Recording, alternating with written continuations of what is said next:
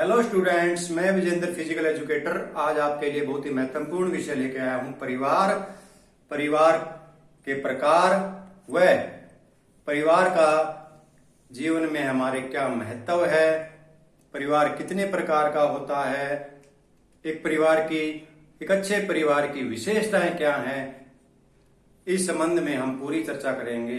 परिवार की उत्पत्ति कब हुई, इस बारे में कोई निश्चित समय और काल नहीं बताया जा सकता, पर इतना जरूर कहा जा सकता है कि जैसे जैसे आवश्यकताओं की वृद्धि हुई वैसे वैसे परिवार का विकास हुआ। परिवार की उत्पत्ति के विषय में अरस्तु जैसे विद्वान ने कहा था कि परिवार का जन्म अपनी आवश्यकताओं की पूर्ति हेतु हुआ है। परिवार को अंग्रेजी भाषा में फैमिली कहते हैं, जो रोमन भाषा के फैमुलस से बना है। लैटिन भाषा में परिवार को फैमिलिया कहा जाता है, जिसका अर्थ है माता पिता, बच्चे, श्रमिक और गुलाम। अब हम परिवार का आसान भाषा में अर्थ समझते हैं। परिवार समूह की सबसे छोटी इकाई को परिवार कहते हैं। विभिन्न विद्वानों ने इसकी अलग अलग परिभाषाएं दी हैं। डॉक्टर स्मिथ के अनुसार परिवार केवल विवाहित स्त्री पुरुष का समावेश है, जिसमें पुरुष, उसकी पत्नी व बच्चे शामिल होते हैं।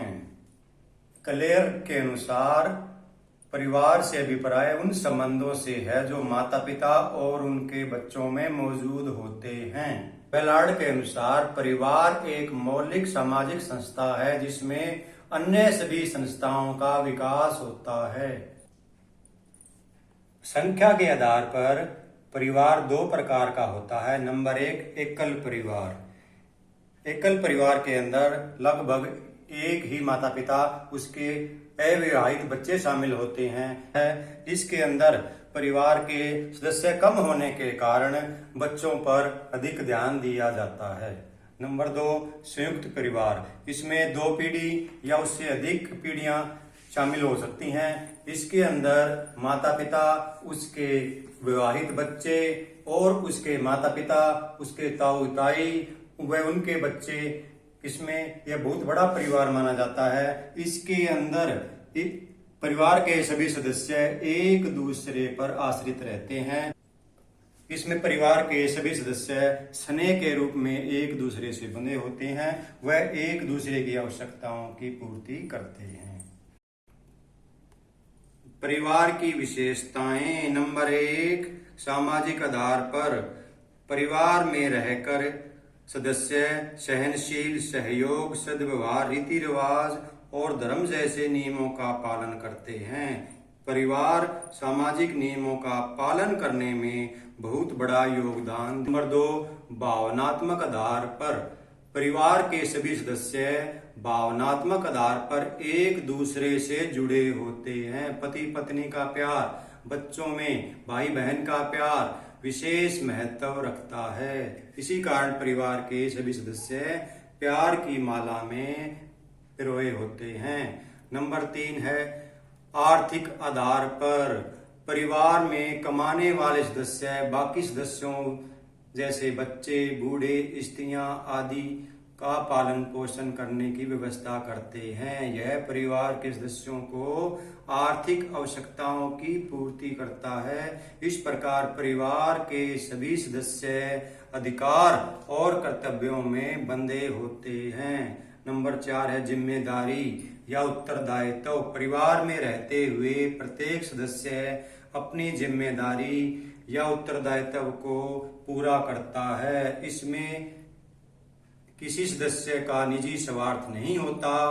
परिवार में आई प्रत्येक कठिनाई का सामना वे सामूहिक रूप से मिलजुल कर करते हैं। नंबर 5 है खून का रिश्ता। परिवार की सबसे बड़ी विशेषता यह होती है कि इनके सदस्यों का आपस में खून का रिश्ता होता है। इसके नाते सभी सदस्य परिवार में आई मुश्किलों का मिलकर हल निकालने की कोशिश करते हैं। परिवार के सदस्यों का ऐसा रिश्ता उनमें विश्वास व निस्वार्थ की भावना पैदा करता है। मानव जीवन में परिवार का महत्वपूर्ण स्थान है। परिवार मानव की आज तक सेवा करता आ रहा है, जो किसी अन्य संस्था या समिति द्वारा संभव नहीं है। परिवार के मुख्य कार्य निम्नलिखित हैं।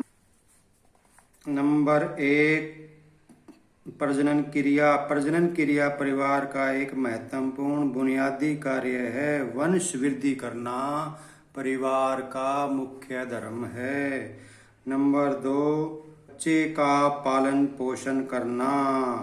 बच्चों के माता पिता का उनके पालन पोषण में बहुत अधिक योगदान होता है। बच्चे को दूसरे लोगों की बजाय अपने माता पिता से ज्यादा प्यार मिलता है।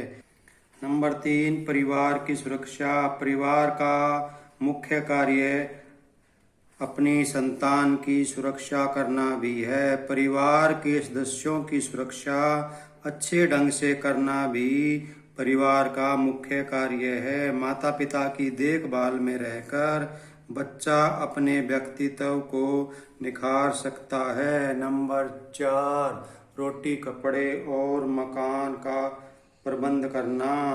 रोटी कपड़ा और मकान जीवन की मुख्य जरूरतें हैं। इनकी व्यवस्था करना परिवार का मुख्य कार्य है। परिवार के सदस्यों की फिजिकल एजुकेशन और उसके लिए साफ सुथरी जगह का प्रबंध करना भी परिवार की जिम्मेदारी है। नंबर 6, परिवार का स्वास्थ्य। परिवार का सबसे महत्वपूर्ण कर्तव्य परिवार के सदस्यों की सेहत का ध्यान रखना है। बच्चों की साफ सफाई की तरफ ध्यान देना भी परिवार का मुख्य कार्य है। उसकी संतुलित खुराक, आवश्यक वस्त्र, आराम, नींद, खेल, कसरत और डॉक्टरी सहायता की व्यवस्था करना परिवार का मुख्य कर्तव्य है। नंबर 7, शिक्षा की व्यवस्था करना। परिवार बच्चों के लिए उचित शिक्षा व्यवस्था करता है। यह बच्चों की शिक्षा संबंधी सभी आवश्यकताओं की पूर्ति करता है। दूसरी प्रकार के कार्य गौण कार्य। ये माता पिता के लिए अवश्य नहीं होते, लेकिन अगर इनका भी प्रबंध हो जाए तो बच्चों का व्यक्तित्व का विकास बड़ी अच्छी प्रकार से होता है। नंबर 1, मनोरंजन का प्रबंध करना। बच्चों को सैर सपाटे के लिए ले जाना, एक अपने देश में या दूसरे बाहर के देशों में पिकनिक के लिए ले जाना या सैर के लिए ले जाना या घुमाने के लिए लेके जाना, इससे परिवार की आत्मिक संतुष्टि होती है। इससे बच्चों का मनोरंजन होता है, खुशी होती है। लेकिन ये कार्य करना माता पिता के लिए जरूरी नहीं है। लेकिन अगर बच्चों को खुश करना है, बच्चों को आत्मिक संतुष्टि देनी है, तो हम ये कार्य परिवार के लिए परिवार कर सकता है।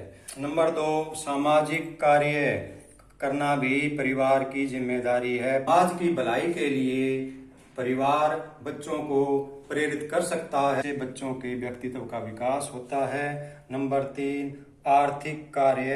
परिवार के पुरुष सदस्य जो बालिग होते हैं वे बाहर के कार्य करते हैं और पैसे कमाने का प्रबंध करते हैं। बच्चे छोटे मोटे कार्यों से परिवार की मदद करते हैं। नंबर 4, आय तथा संपत्ति का प्रबंध करना। परिवार अपने सदस्यों की आवश्यकताओं की पूर्ति के लिए धन का प्रबंध करता है। परिवार की आय से ही उसकी गरीबी या अमीरी का ज्ञान होता है। परिवार का मुखिया आय को कैसे खर्च करना है यह तय करता है। इसके अलावा प्रत्येक परिवार के पास उसकी कितनी चल अचल संपत्ति है, जैसे जमीन, सोना, गहने, नकद, पशु, दुकान आदि कितनी है उसके पास, उसकी देखभाल एवं सुरक्षा परिवार के द्वारा ही की जाती है। नंबर 5, राजनीतिक कार्य। राज्य के अनुसार आदर्श नागरिक बनाने का सर्वप्रथम कार्य परिवार में ही होता है। परिवार ही परिवार के सदस्यों को देश व राज्य की राजनीतिक गतिविधियों से अवगत करवाता है। परिवार का महत्व। बच्चे का पालना भी कहा जाता है, क्योंकि परिवार में ही बच्चे की सभी आवश्यकताओं की पूर्ति होती है। इसीलिए इसीलिए बच्चे के लिए परिवार का एक विशेष महत्व है। नंबर 2, नैतिक व सामाजिक गुण। परिवार के अंदर रहकर ही एक दूसरे का मान सम्मान करके व एक दूसरे की सहायता करके सामाजिक गुणों का विकास बच्चे के अंदर होता है। परिवार से ही सामाजिकता सीखता है और हमारी सभी मूल जरूरतों को पूरा करता है। परिवार ही परिवारक सदस्यों में नैतिक गुणों का विकास करता है। नंबर 3, व्यक्तित्व का विकास। परिवार के अंदर रहकर ही बच्चा भय चिंता से मुक्त रहता है और जिससे उसे चलना बोलना दूसरों के साथ व्यवहार करना अनेक बातें सीखता है, जिससे उसके व्यक्तित्व में निखार आता है।